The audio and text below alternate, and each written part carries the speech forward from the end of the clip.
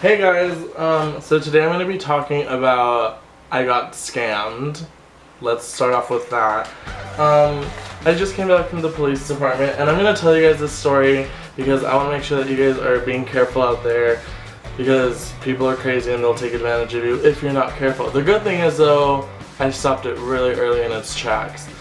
So, I'm not really gonna get ready or like do anything, but most of the times when I talk, I'll probably be like trying out different looks with makeup, but today I'm just gonna talk because I need to share it. Okay, so basically what happened is I applied to care.com, so be careful with care. I applied, I wanted to be a dog sitter during the summer because I work at Chipotle, so I was like, you know what, why not find another job? And, sorry, hold on. So I applied, and then I was like, you know what, I'm gonna do it. I'm gonna become a dog sitter part-time. Dogs are amazing. I love dogs so much, so why not care for them and get paid? I applied. This woman, and I'm saying her name because I'm pretty sure she's not a real person because she's a scammer, or they're a scammer. Amanda Patrick. She basically told me that she lives in Florida, she has 2 kids, she has 2 dogs she wants me to take care of.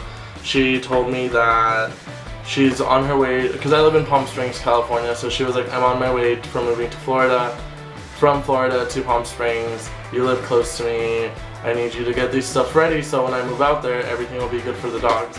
She sent me a check, and I have the copy right here. She sent me a check for $2,500, and she told me that the first $400, you know, keep for yourself as the payment. The rest of the money will go for like getting the dog kennel, getting the medicine, getting everything. And I was like, this sounds amazing. Like, I'm so glad that they trust me with all this money. And I went to the bank to cash it because she was very urgent about cashing that check. She was like, go deposit it all into your account, like, and then tell me when to do it. So I was like, okay, like, I thought this was all real.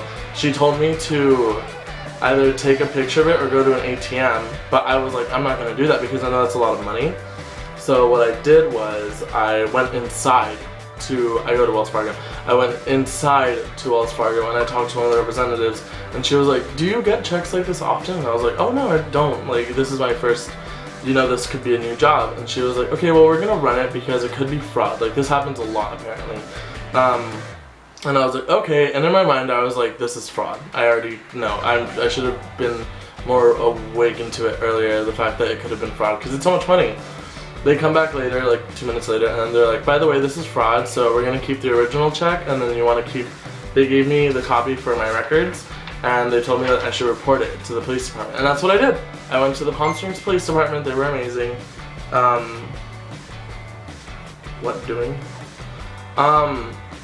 And basically they told me that I'm not a victim because,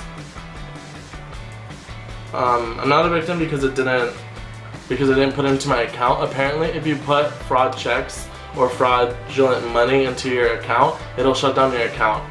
Or what'll happen is that if the check goes through, what they'll do is that they'll have you like keep money or whatever. They'll have you send it back to them. And if you send it back to them, they've got all your personal information, they've got your routing number, you're screwed. So my advice to you guys is to always go inside, talk to whatever bank you have. If you've got big sums of money, if someone comes out of the blue with, hey, you want $2,000, like, obviously don't take it. This was so cleverly disguised though, like, cause I'm not stupid, like, I'm not stupid, like, I know that if someone emails me saying, like, you want $1,000, like, I'm not gonna respond to it, I'm not gonna respond to, like, sexy ladies ad, but,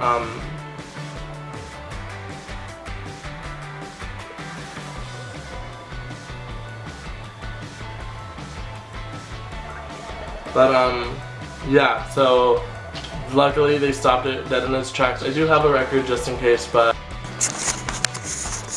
so sorry guys, my camera died.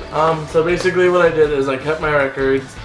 Just be careful out there guys because people like to, you know, target people. I would just say if you're ever feeling suspicious about something, talk to your parents, talk to someone who has more experience with money. This is for my young folk out there, like, you don't know, I don't know, you feel like people are good but they're actually trying to scam you and take away all your personal information, all your money. So be careful out there, be safe everyone. Comment in the section below if you've ever been scammed and how you responded to it. Hopefully none of you guys have, but who knows? World's crazy as fuck. Have a great night, guys. Thank you so much for watching. Oh.